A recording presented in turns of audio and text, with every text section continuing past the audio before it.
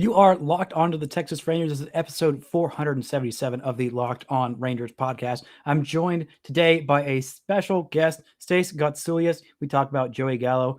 Something that New York media has said about him has frustrated me very much. We also talk about the World Series Game 1 and what it's like to have a team in the World Series and remembering all the emotions that come with that because of a friend of mine. Coming up on this episode of Locked On Rangers. Let's get into it.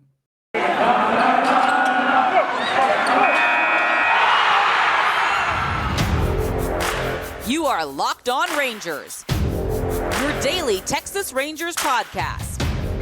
Part of the Locked On Podcast Network, your team every day.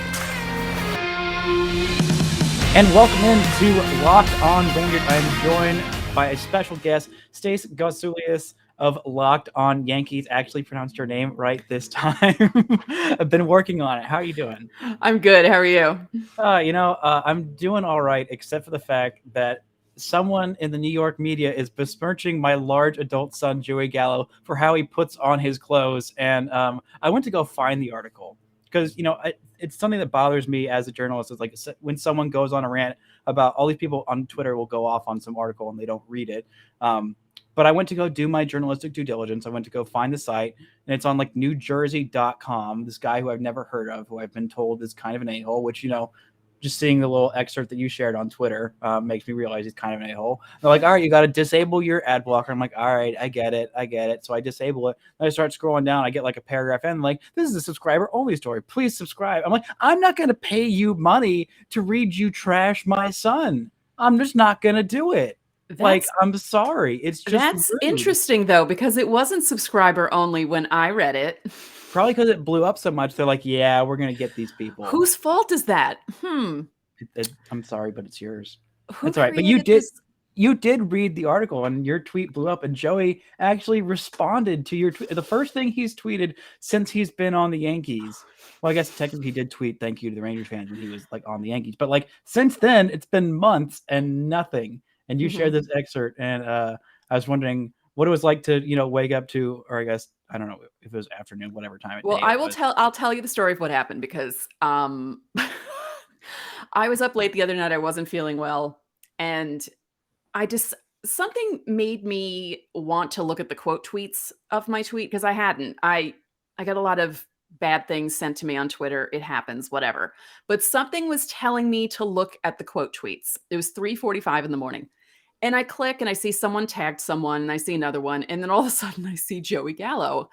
And at first it didn't click in my brain at first because I thought maybe it was someone who has his name as their screen name. And I thought it would, and then I looked and I realized, oh my God. And I yelled at 3:45 in the morning, holy S, in my room, and then literally covered my mouth because I thought, oh my God, everyone in my house is asleep. I'm going to wake them up because Joey Gallo quote tweeted me. And at that point, I think he quote tweeted me around like 1:40 something in the morning. I discovered it at 3:45 in the morning. And around then it had about 2,000 likes. I was like, wow, okay. Then I wake up later in the day and it's up to like 30,000 likes and people are sharing it all over the place and people are sharing my tweet and replying to me. And some people thought I was criticizing him, which I was not. I was criticizing the writer because I joked. I said, oh my God, am I going to have to rant about this article on my show now? Because I was pissed about an excerpt about Garrett Cole and Brett Gardner to begin with. And then I read through the rest of it and saw the Gallo stuff. And I thought, what the hell is this guy writing? And that's why I tweeted it. But I feel bad because, I don't want Joey Gallo to get this upset about, the New York media just has a way, some of these guys do this sort of thing. And my point when I was ranting on my show the other day was that this is the last thing that Yankee fans need to fuel the fire against both Garrett Cole and Joey Gallo now. So I just was angry that this stupid thing was even put out, but I feel bad that someone obviously tagged him, showed him my tweet, and then he quote tweeted me, and I feel bad. I don't want him to feel bad, Yeah, I know that feeling very much. Reminds me of the time that Joey interacted with my tweet, which it was much more harmless than yours. I tweeted I was like, Joey Gallo, don't read. I forgot what Patrick Mahomes did. It was I think it was some playoff thing. But for those who are Yankees fans who don't know, I am like Joey Gallo is like just the person who makes me love sports the most. And I went to Texas Tech. So Patrick Mahomes is like my other son. Like I love them both. They're both my sons. I love them both equally. But I said, Joey Gallo, don't read this. And I put like 18 spaces and a little period in between so it wouldn't do it. And I was like, I might love Pat Mahomes more than Joey Gallo. And somebody tagged him in it. I was like, one of my friends, and I was like, why'd you do that? Like, he's not going to read this. It doesn't matter. And then he just responded. He's like, you don't mean that, ... That's great. I love that. I died laughing, and I sent like the Andre the Giant response, was like holding up both his hands, like, hold on, Joey, I can explain. Yeah. And so, yeah, no, he is very much online and reading a lot of things. Joey, if you're listening to this, you are perfect. Put on your clothes however you want. You are an amazing baseball player, and the guy who wrote that sucks tremendously and should be fired expeditiously. Well, the problem with the whole article is, and we were talking about this before we started recording, the media didn't really have access to the clubhouse because of COVID restrictions. Everything was done through the Zoom room. So this obviously got leaked by someone who's been dismissed by the Yankees, because I don't think someone who currently works for the Yankees would have told Bob Clappish all of this. So it had to have been someone who was just dismissed. I don't know who it could be. Someone was speculating it could be Phil Nevin because he's really pissed. But someone also said that Nevin and Boone are really close, and they don't think that Nevin would do this sort of thing. But who knows about the rest of the guys? But it had to have been someone like that to leak this stuff, because the other story that came out was after all the sticky stuff, like the restrictions started happening, everything. Brett Gardner took it upon himself to walk around the clubhouse with a hat on with pine tar, joking about it. And Garrett Cole got in his face and yelled at him.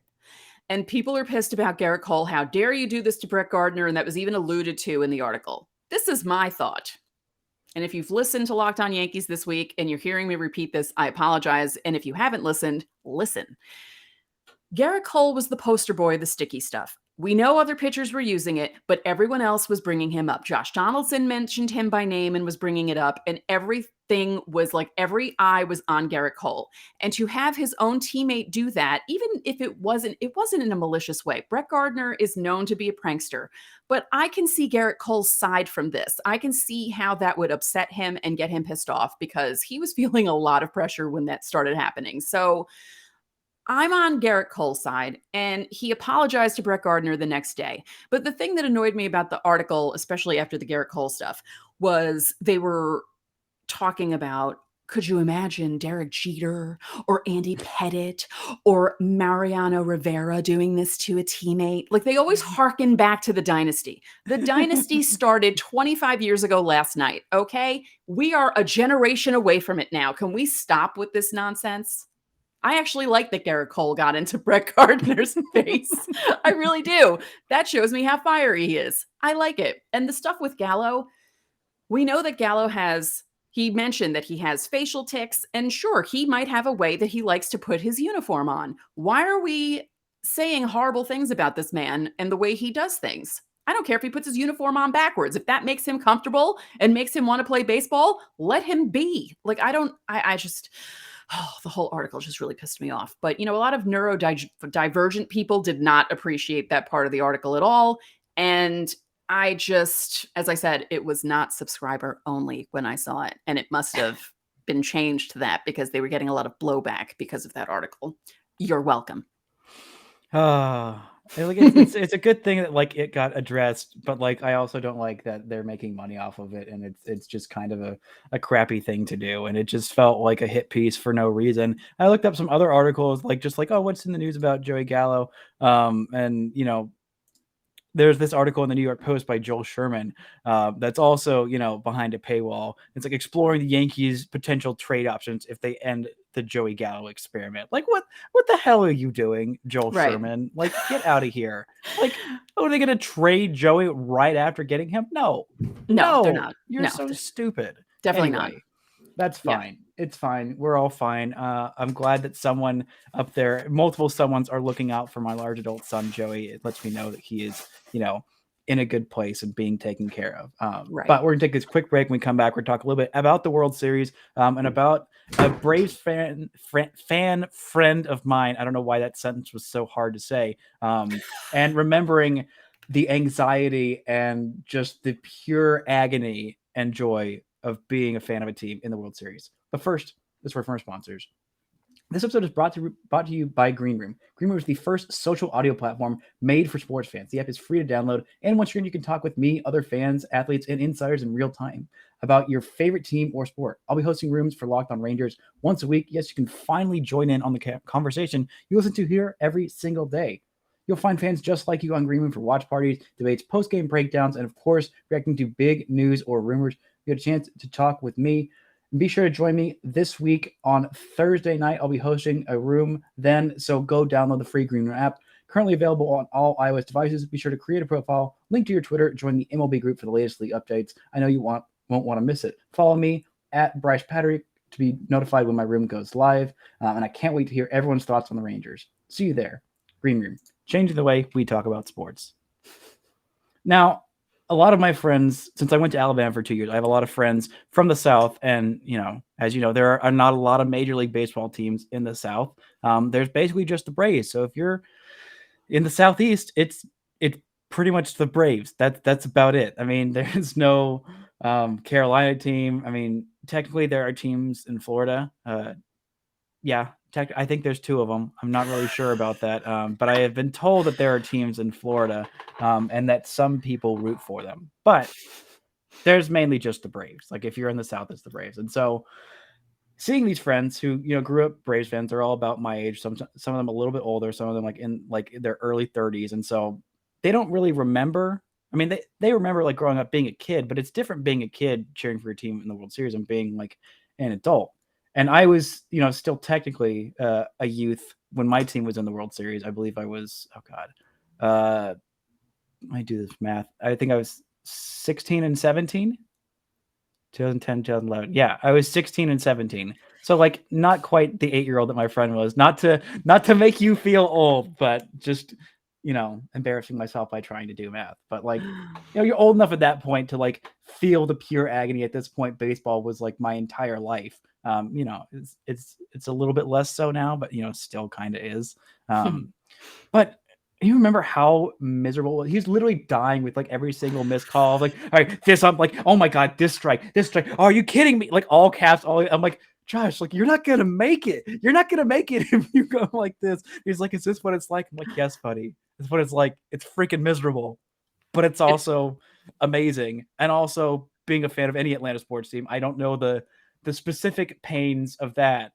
But I was like, I can't really tell him to calm down with a 5-0 lead in the third. It's an Atlanta sports. Everything is on the table, man. And I'm like, you know what? You're right. This is a specific kind of anguish that I do not know. But like, what are some of your memories from when the Yankees were in the World Series and just how absolutely agonizing every single thing that happened was? Well, for me, I'd mentioned 25 years ago, 96. I was 22. So do the math in your head, everyone. I'm 20 years older than Brice. And for people of my generation, the Gen Xers, the kids who were born in the mid to early 70s, who grew up loving Don Mattingly, loving Dave Winfield, and not that the 80s teams were bad, they just didn't make the playoffs. And that means they're bad. No, there were some times when they won 95 games, but there was no wild card to help them out like other teams. I forgot that was a time. That was Atlanta was in the NL West. Milwaukee was in the American League. Yeah. Before there was a Central, it was only East and West, and Atlanta was in the West. That's how old I am. That's not how West works. Exactly. It's like the Cowboys being in the NFC East, but that's a whole other thing. That's a whole new that's a whole other show. We can talk about that too, because anyway. So for me, I was 22 when it happened, and I was happy that I was that old when it happened, because I don't remember 77 and 78. I was 3 and 4. I remember 81 though. I've listened to the game. I wasn't supposed to be. I was only in second grade, and that game 6 ended at like 11:30 at night, and I was sneaking the radio on in my room to hear the Yankees lose, and it was not pleasant. So to experience them winning in 96 was amazing. And I'd never experienced that kind of like the year before was Seattle and watch them lose in excruciating fashion. And then for them to come back and win the World Series the next year was like, woo. Then they lost in excruciating fashion again against the Indians in 97. And then 98, 99, 2000. And I'm like, when is this going to end? And then they lost in excruciating fashion in 01. But we had that 5 years of just, you lived and died with every single pitch. And I used to joke about every October I'd get playoff zits because I was so stressed out that my face would just erupt. Literally, I'd have 7 new zits on my face as soon as the calendar turned to October. It became like a joking thing around work. They're like, oh, it's playoff time. Stacey's face is breaking out again, you know? But I always say this. I want fans of teams who haven't won in a long time to experience it. That's why I'm pulling for the Braves, along with the fact that it's not the Astros. Yeah. Yeah. You know, because the last 2 times the Braves made the World Series, my team beat them. And, you know, someone had tweeted last night that if you had told the 96 Braves after game 2 and after they outscored the Yankees 16-1 in Yankee Stadium that they wouldn't win another World Series game for like 9,627 days, they wouldn't believe you. And that's exactly what happened. They finally won their first World Series game since 1996. So yeah, just the living and dying with every pitch, like your friend. It's true though. You're just like, oh, you're just stressed the entire time. And when your team wins, it feels like you have, you know, a 5,000-pound weight lifted off your shoulders. When they lose, it's the worst feeling in the world. Now for us, 2001 was doubly bad because of 9/11 and all the emotion happening behind it. That if it were just a normal World Series loss and they just happened to lose on a walk-off, I wouldn't have been as upset. But I had so much stress built up from 9/11. I cried for 4 hours after that game ended because I just felt the buildup of that entire fall hit me. And I didn't even speak until the next day about 6:00 at night. I was on vacation with my friend. I didn't start speaking to her until we got to DC in the car because we were down in Wilmington, North Carolina. And she knew not to talk to me because I was just a mess. So yeah, I'm not like that now. Then again, I haven't seen the Yankees in the World Series since 2009, but I have seen them make the ALCS a few times in that time. And it's just, yeah, I mean, I try to practice Zen baseball now because I put myself through so much stress, but you can't help yourself. And when it's your first time in a long time, it's just going to be like that. Gosh, yeah, that's the thing that has been the most upsetting about like covering a team that like just sucks so bad for 2 years. It's like there's none of those moments. Like there's very few moments where like anything means it's like opening day, like you still get the jitters, like, oh my gosh, like I know the team's gonna suck, but like what if they don't? What if they're great? What if they're even mediocre? I'd be okay with that. And then it's like, okay, it's May. Yeah, this team sucks. And then, you know, the July hits, like the only like stress was like, oh my God, are they gonna keep Joey Gallo? And there wasn't really as much stress for me in that it was just deep denial. Until it happened. And, you know, still at this moment, still some deep denial pretending that it didn't happen because we're talking about why is the New York media criticizing Texas Ranger Joey Gallo. It just seems kind of rude. But it's fine. We're fine. I missed that. I know eventually the Rangers will get back to it. I trust this front office to eventually get there, but it's going to be a hot minute. And boy, am I going to freak the heck out when it actually does happen. But let's take a quick break. When we come back, let's talk about what's happening in this World Series and why Game 1 brought me so much personal joy. Well, you know what else brings... Well, do you know what brings me joy? What does bring you joy? Built Bars. Same. I'm not kidding. Everyone out there, did you know that Built Bar is the best tasting protein bar ever? We're not kidding. And they have so many delicious flavors that there's something for everyone. And if you don't know the flavors, you're missing out.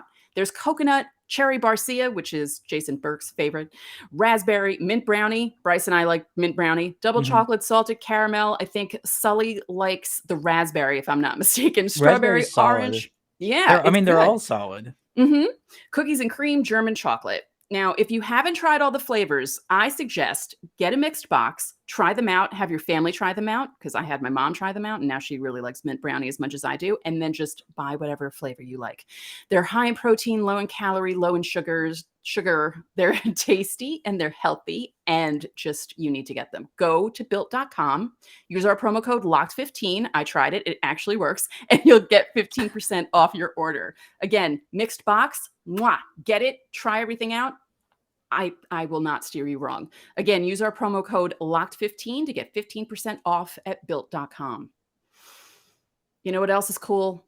What else is cool? I really don't know what's cool, but Betting on sports is pretty cool. That is pretty cool. Especially if you know what you're doing. And if you go to Bet Online, they're back and they're better than ever with a new web interface for the start of basketball season, with more props, odds, and lines than ever before. BetOnline remains your number one spot for all the basketball and football action this season. Head to their new updated desktop or mobile website to sign up today and receive your 50% welcome bonus on your first deposit. Just use our promo code LOCKEDON to receive that bonus. From basketball, football, baseball, postseason, NHL, boxing, and UFC, right to your favorite Vegas casino games, don't wait to take advantage of all the amazing offers available for the 2021 season. BetOnline is the fastest and easiest way to bet on all your favorite sports. BetOnline, where the game starts. Now let's get into this game 1 of the World Series. My poor friend Josh living and dying. A 5-0 lead in the top of the third. I really did feel for him, but also I was like, all right, dude, like all right. And it's gonna be like I love Josh, but like this is gonna be a lot, and I want to be a good friend and be here for him because I know what it's like. But this was a wild game. I mean, the first ever leadoff home run to start a World Series by Jorge Soler. Yeah, heading your DH, lead off is pretty interesting. Also Ozzy Albies, shout out to Ozzy Albies. Thank you for the free taco. Always appreciate that. Literally, like the first inning, I'm like, all right, getting it out of the way fast. Like it always happens. Like there's always one. I think last year it took till like game 5 or something. Mookie Betts finally stole a base. Oh, right. And I was like, are we not getting the free taco? Are they not going to give it to us? This is our right. This is our right as Americans, is for free tacos because we watch baseball games. And then Austin Riley doubled them in, 2-0 lead. And then just kind of a weird fielder's choice. I love watching pitchers awkwardly try and field balls. John Smoltz talking about how, because Shohei Ohtani is an athlete and every pitcher's an athlete. Shut up, John Smoltz. No, they are not. Nobody is Shohei Ohtani. Shohei Ohtani does not make the case for anyone other than alien beings that were, created in a lab to be amazing at everything baseball. You know, like who was a good fielding pitcher and people don't realize it? Mike Mussina. I did not know that. Yeah, he was actually really good. It's probably because he threw that knuckle curve and it didn't go fast, so he could field better. It wasn't like he was throwing 100 miles an hour. It's like, all right, like I throw it and all right, get into my stance, like then I'm ready. Like, all right. Yeah. That would make it a lot easier. That was a really funny play, though. What's his face? Was it Stanek? Who was it? I think it was Ryan Stanek. Yeah, he looked like he was trying to do the worm. Literally just like puppy dog, like pounced on him, like a little dog, like chasing a little bouncing tennis ball, just whoop, and just like missed it, like couldn't really field it quickly. Well, it was funny in my show yesterday. I picked the Braves in 6. I don't know. I just feel like every year there's a team that you feel like it's their year. I felt that way with the Nats once they made it past the first round. I'm like, something about this team, I don't know. And I feel like everything that's happening to them, every setback that they have, it doesn't matter. And they just keep going. And it just feels that way. And I forgot to mention on my show yesterday that the key for them in last night's game was to score first. And then when I saw Soler, I was like, there you go. There you go. There's the key. There you go. You got to out homer teams and you got to score first. And they did that. And Framber Valdez looked about as bad as I'd seen him all year. Like he is really good at like commanding the low strike zone. He was getting a lot of calls that he probably shouldn't have. So he probably should have gotten beat up a little bit more. And to be fair, a lot of those calls were going the Astros' way, specifically Framber Valdez, but he still didn't make it out of the third inning. 2 home runs in 2 innings, 5 runs. Like that was not what he looked like. I mean, he just absolutely dominated the Red Sox. A really strong lineup with a lot of right-handers in there. And this lineup is really good too.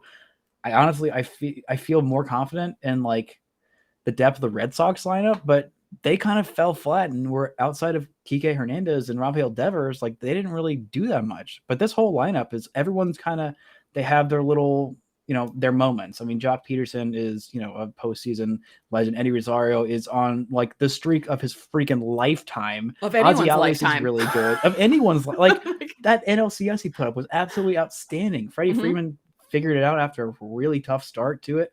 Ozzy Albies obviously really stinking good. So like I trust this lineup a whole lot more than I trusted the Red Sox lineup, at least when it came to the end of it. I mean, this is still a very deep, very talented Astros lineup, as much as I hate them. But also the injury that could change this whole series is Charlie Morton broke his leg. Is that what I'm reading? His tibia? Tibia. Yeah, that's the front bone on your leg, the flat one on and your he was pitching shin. through it, wasn't he, after it happened? That's absolutely bonkers. I think he pitched to 3 guys on it. That's like the most insane thing I've ever heard. Like can't, if my leg was broken, I could not like breathe until I can't even function when I break a nail. I don't understand how this man threw to 3 different batters on a broken leg. Like, granted, he didn't know it was broken, but I've broken bones before and you feel it, even if it's just a fracture. There's a burn there, and it's different than a strain. It's different than a twist. It's different than a pull. And it just gets hotter and hotter. And you're just like, oh my God, the pain's not going away. This is really bad. I saw Andy Pettitte get hit with a line drive by Casey Kochman the year that he came back. He was gone in 2011, then he came back in 2012, and it took him a little time to get warmed up. June 27th, 2012, gets nailed almost in the same spot as Charlie Morgan.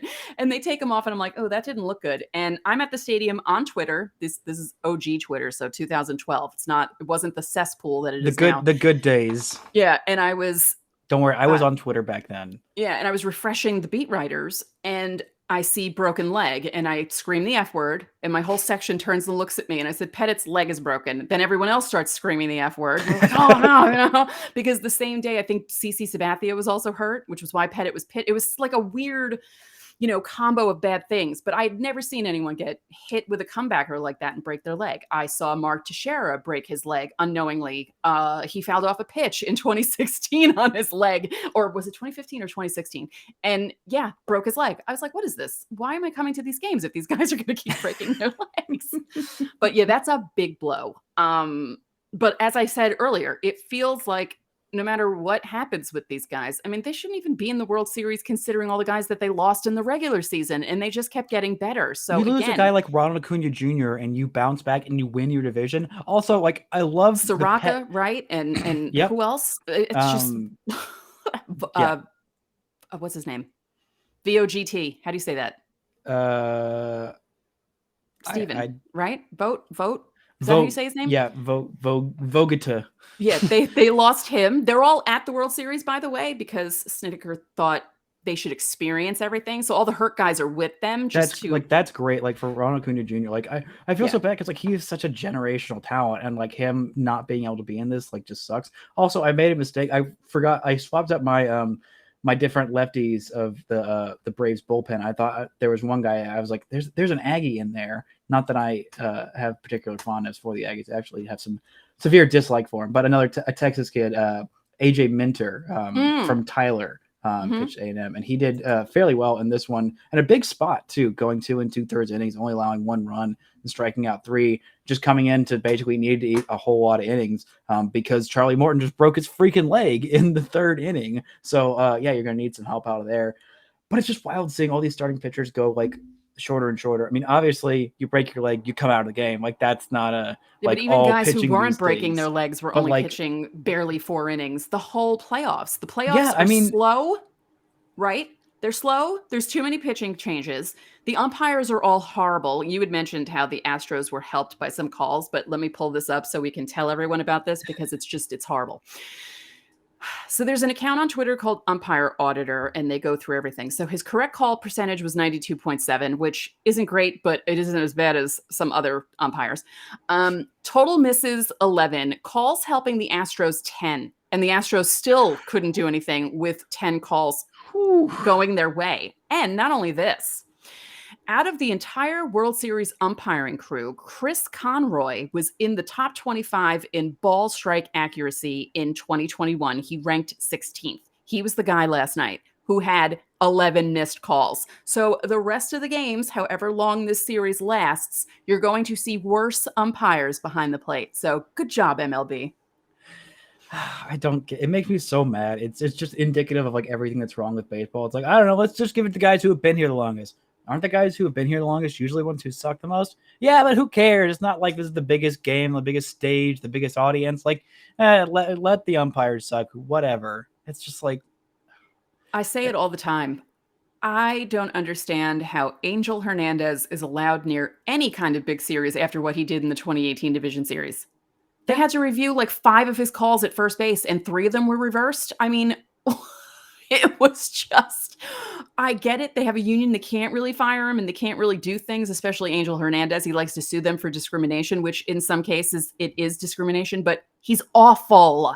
He's awful, and that has nothing to do with anything about him. Joe West is awful. If they just did a better job of like, promoting diversity within the umpiring crew, then it'd be like, no, we're not, banishing you because you're, a minority. We're banishing because you're terrible at your job. Like, there's a difference. And like, that's why diversity is so important. So you can tell people who suck at their jobs that they suck at their job. I mean, that's not why diversity is important, but it is one small minor issue that, would fix this one specific thing with just Angel Hernandez. Yeah. And there was someone else had put a chart out, and it was basically Conroy was the highest ranked throughout the playoffs, and everyone else who was assigned a playoff on the playoff crew were some of the, like Ron Culpa was like, oh my God. I think he was ranked like 86 he needs or to something change his crazy first like name that. to Mia. His name is just Mia Culpa. You don't want to see these guys behind the plate. I don't understand what they're doing. I understood the Joe West thing because he's retiring. Thank you. Thank God. Retiring to go make some more cowboy country Joe West. My dad wanted him to retire years ago. My dad's been gone 7 years. He's like, why isn't Joe West retiring? Can this guy just go away already? So my dad would be happy to know that Joe West is finally leaving us. Oh God, thank God. Just get more of these guys out. There's so many umpires that I'm like, I don't know who they are. I don't think about them. Those are the good ones. That's the whole point. It's not, there's a reason it's called ump shows, because usually umpires are the worst in like any major sport. I don't know. There are some pretty bad basketball referees. Oh yeah. But like football, I mean, there's just like the buff ref, like Ed Hockey. It's just like the only reason he takes attention is because like he's really strong. Right. And then, but there are so many umpires when you look through the crew and you're just like, when you know the guys' names and you can think of specific bad calls they've made, it's not good.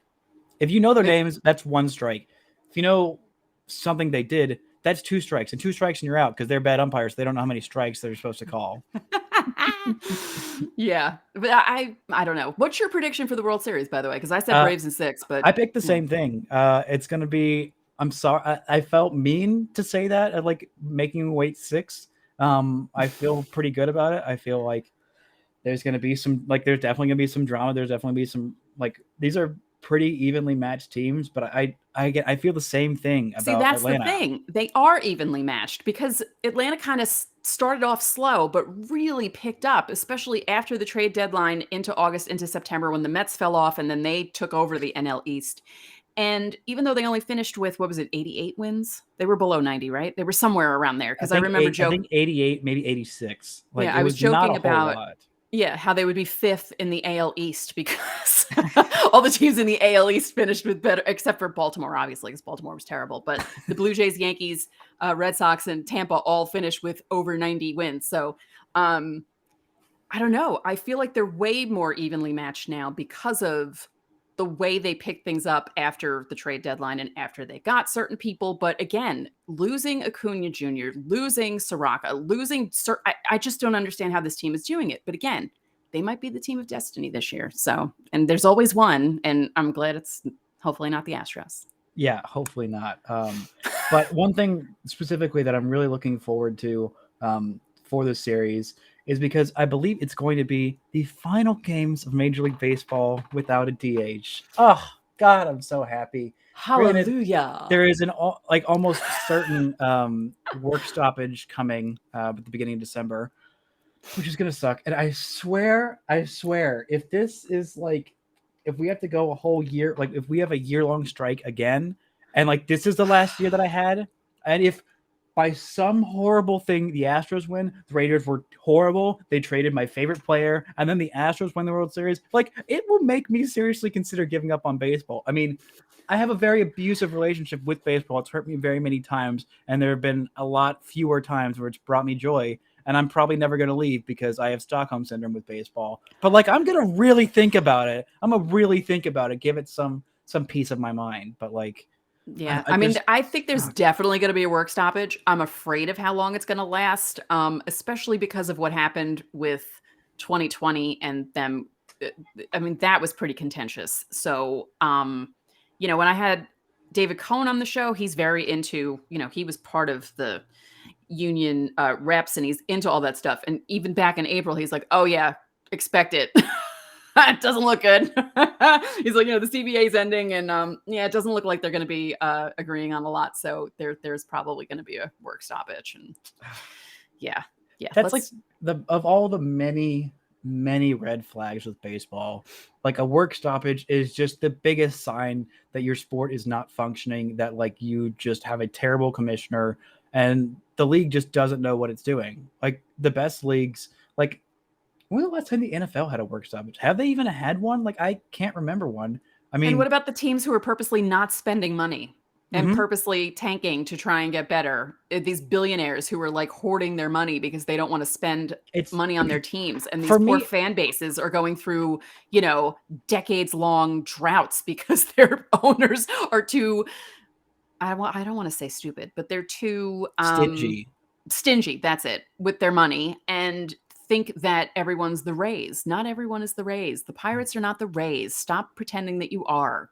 And even richer teams are starting to be like, oh, maybe we can do what the Rays are doing. No, spend your money. You like have the Yankees, money. Like, oh, I don't know if we want to get Joey Gallo. Can you pay the rest of his $7 million? You have to pay a luxury tax. You're the freaking Yankees. You have more money than God. Spend it. Right. Spend it, please. The only team...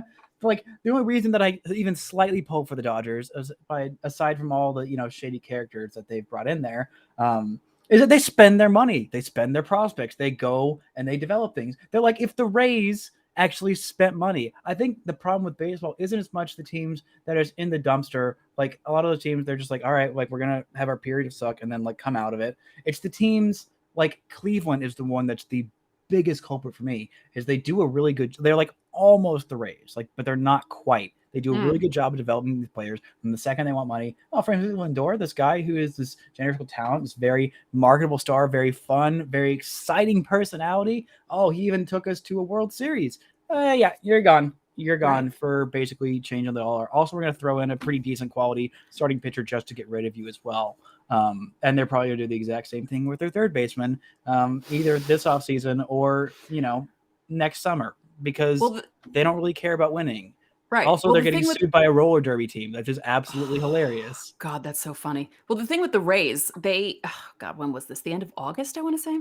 One of the beat writers was saying, you know, the Rays take infield practice every day. You don't see other teams doing this. And I joked about it. And then we got into a discussion. But of course they're taking infield practice and practicing. None of these guys are going to be Rays in a couple of years because they're going to trade them away. They're not going to pay them. So they have to be really good on the Rays so they can go to another team and get paid. That's why they're doing this.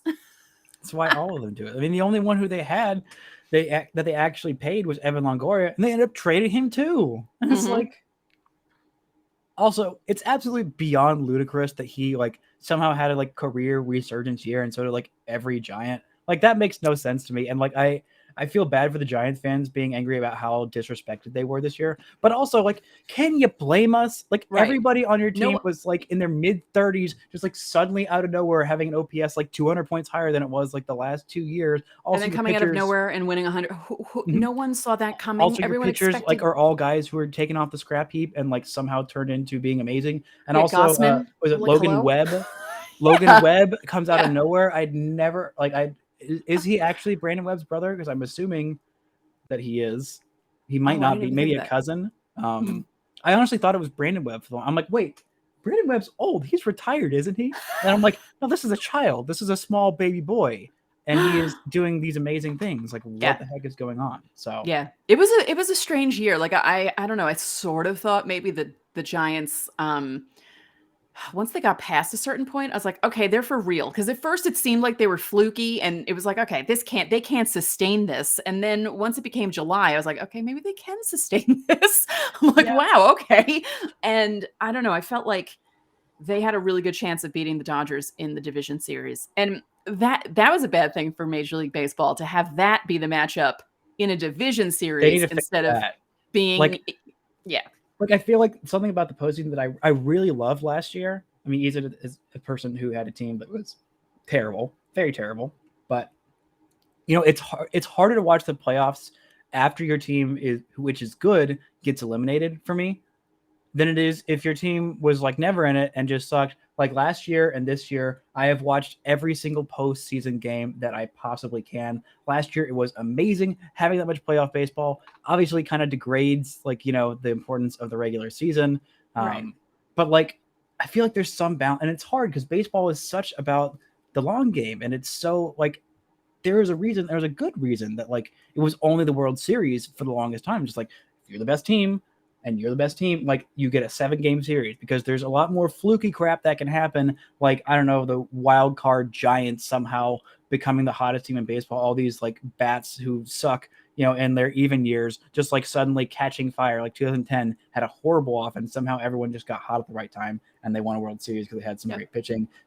It felt like the same thing for like 2012 and 2014 as well. Yep. But like, I want to have more playoff baseball than we have right now. Like maybe the wild card is a 3-game series. Maybe they shorten the regular season. Maybe that. Maybe go back to 154. 154 isn't bad. I'd be okay with that. Yeah, it's not like we're asking you to shorten it to 112. Just take away, 8 games. It's not a big deal because then like adding the wild card round, it kind of evens out in a way, sort of. You also have that historical like context of like for however many years it was 154 games until, what was it, the 60s when they moved to 162? Yeah. But yeah, I mean, Babe Ruth era, all the, old-timey whatevers, like go back to your roots. And I don't know how they fixed the pace of play. I really don't mind it so much. Like I really don't. I don't know. Last night's game felt like it was forever. It did, and I feel sorry for those Braves fans who had to suffer through it for the entire time. I do not feel sorry for the Astros fans who had to suffer through it the entire time. They deserve all the suffering that they can possibly imagine. Oh, yeah. Did you when Fox was showing all the downtrodden Astros fans looking really sad when it was like 5-1 at that point? And I even joked on Twitter, I'm like, am I supposed to feel bad for these people? Because I don't. I was literally just cracking like Houston jokes the entire time. I was also watching the Mavs beat the Houston Rockets. So I was just enjoying like, oh, look at all this Houston sadness. Oh, look at that. Mavs won, destroyed them. Oh no, how embarrassing. Houston Astros lost in the World Series. How embarrassing. Like, if they keep this up, they're going to have more World Series losses than the Rangers. So that'll be just extra sweet. So quickly before we go, tonight, Fried against Urquidy. Is that how you say his name? Urquidy. Mm-hmm. What's your prediction? I'm thinking Braves.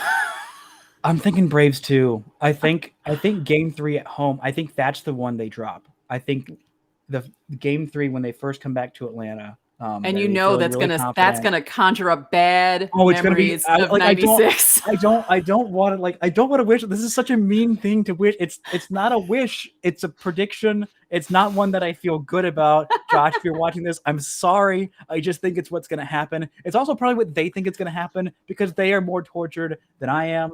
They're like, oh, no, we're gonna get 3-0, and then they're gonna 4-0 us, and it's gonna be awful. Like, no, I don't think that's gonna happen. I do think the Braves are gonna win, but I think it's gonna be close, and I think it's gonna be painful, but it's gonna feel that much better once you actually do win it. I assume. I still don't know what winning a World Series feels like. I'm going to weep big, real baby tears whenever it does, if ever it does happen in my lifetime. The Rangers win a World Series. I think are they the only team that hasn't won a World Series? There might be. No, Seattle hasn't even made a World Series. Oh, that's going to change soon.